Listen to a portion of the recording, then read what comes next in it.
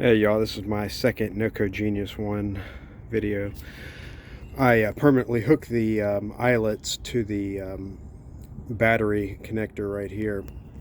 So I unscrewed this little bolt right there and took that bolt out and just put the eyelet right under there. So it's tight right there. And this one right here, the negative, this one right here, it unscrewed, but the bolt wouldn't come out. So I was kind of forced to find a nut, which is this one right here. That's the nut. And I just found a nut and I screwed it on top of that, onto the end of it with the eyelet right here. And without getting that bolt out, I couldn't put the eyelet on, so I had to just screw the nut on to the eyelet.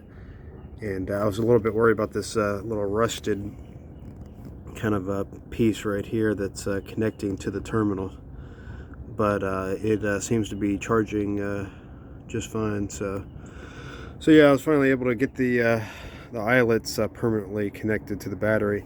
My only problem is I just don't think this thing's long enough to really, I can't really put it right down here, because then I'd have to come over here. I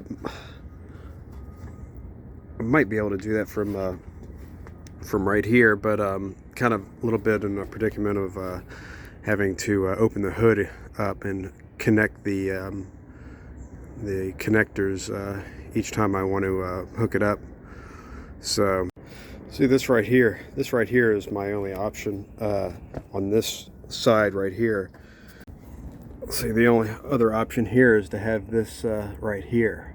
Recently changed this battery out. It had been dying, and because I'd let it idle for a week or two at a time, and damaged the battery, and actually it was the wrong type of battery for this truck. This is a 2000 Ranger, and we had the wrong battery in there, but now we've got the right one.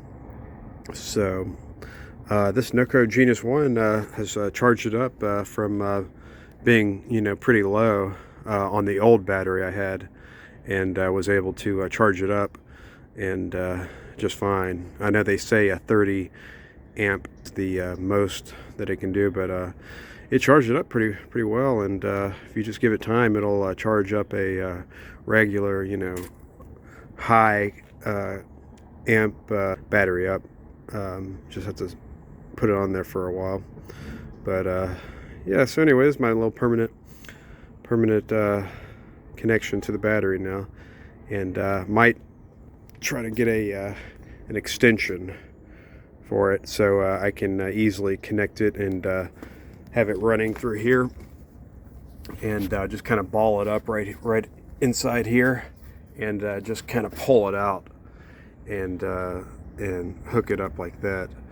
So I might try to get a little bit of an extension, because this is kind of a little bit short.